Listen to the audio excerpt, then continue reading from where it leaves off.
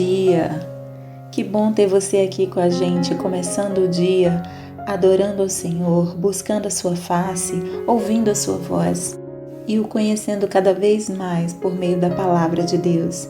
Então, vamos começar com a nossa declaração diária, dizendo que nós estamos prontos para receber a palavra de Deus?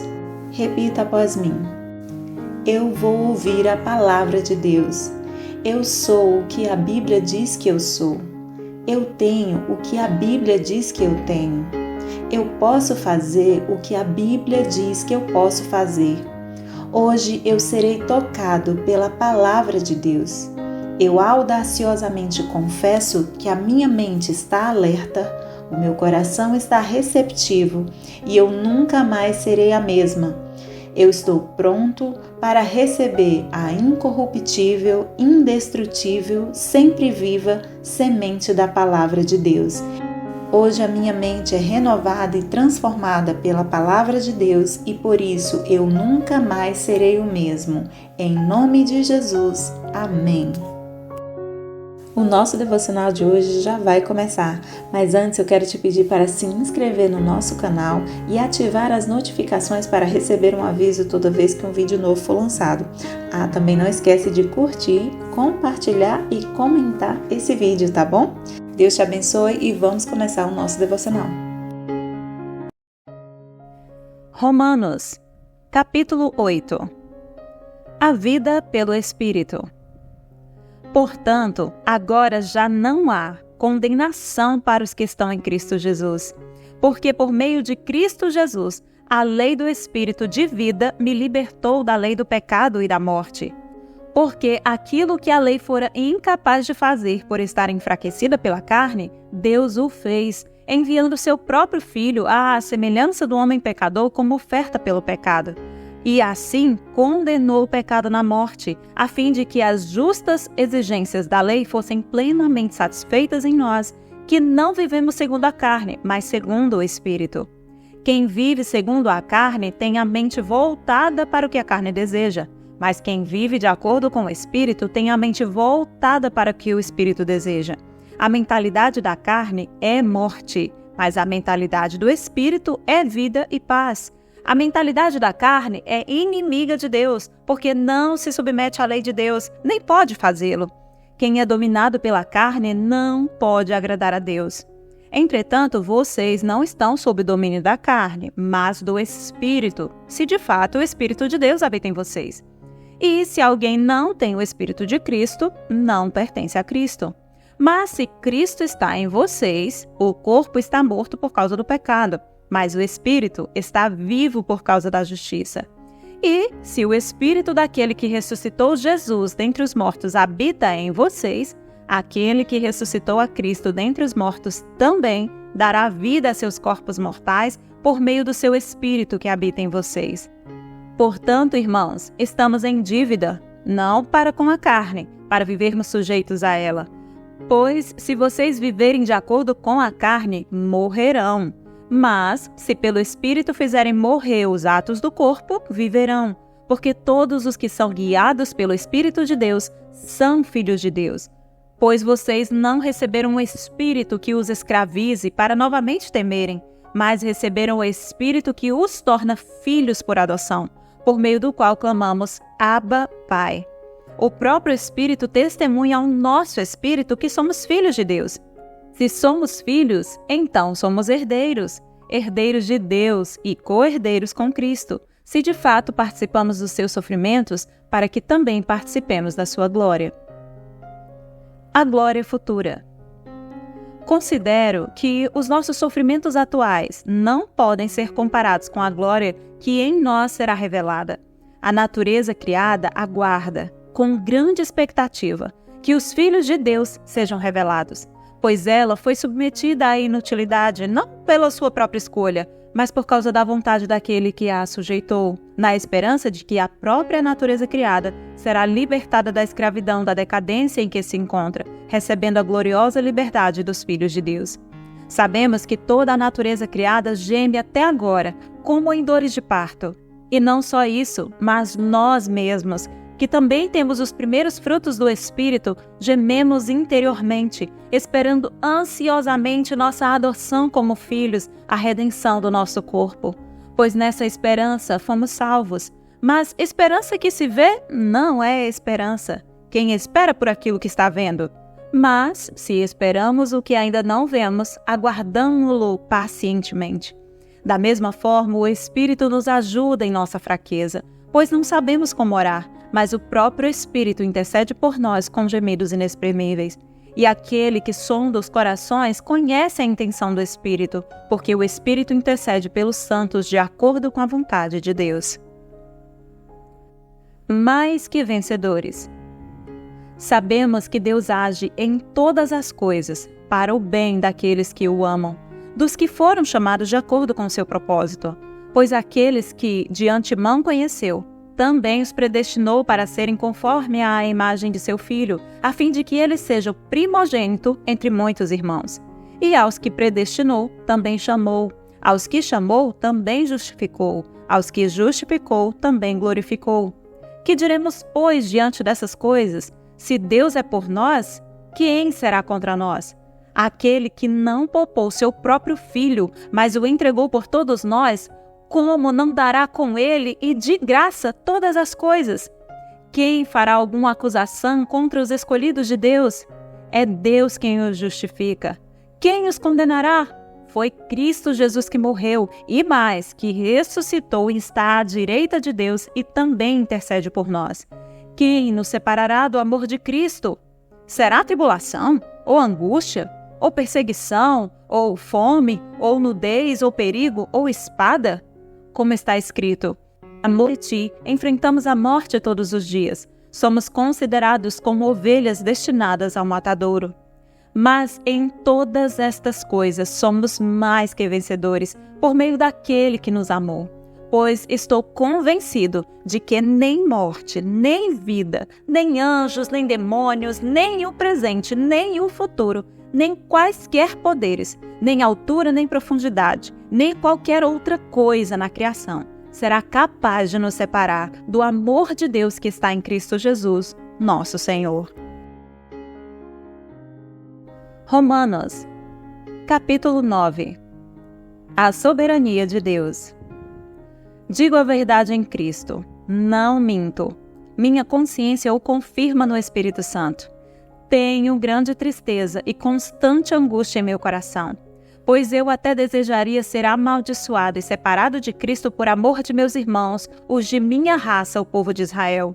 Deles é a adoção de filhos, deles são a glória divina, as alianças, a concessão da lei, a adoração no templo e as promessas.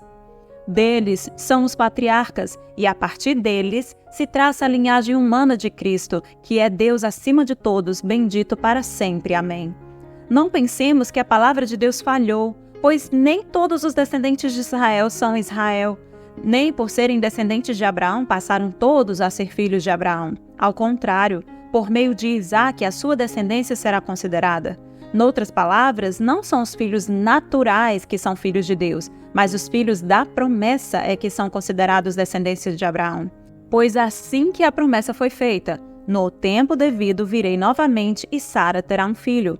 E esse não foi o único caso. Também os filhos de Rebeca tiveram o mesmo pai, nosso pai Isaque. Todavia, antes que os gêmeos nascessem, ou fizessem qualquer coisa boa ou má, a fim de que o propósito de Deus conforme a eleição permanecesse não por obras, mas por aquele que chama, foi dito a ela, o mais velho servirá ao mais novo. Como está escrito, amei Jacó, mas rejeitei Esaú. E então, que diremos? Acaso Deus é injusto? De maneira nenhuma, pois ele diz a Moisés, terei misericórdia de quem eu quiser ter misericórdia, e terei compaixão de quem eu quiser ter compaixão.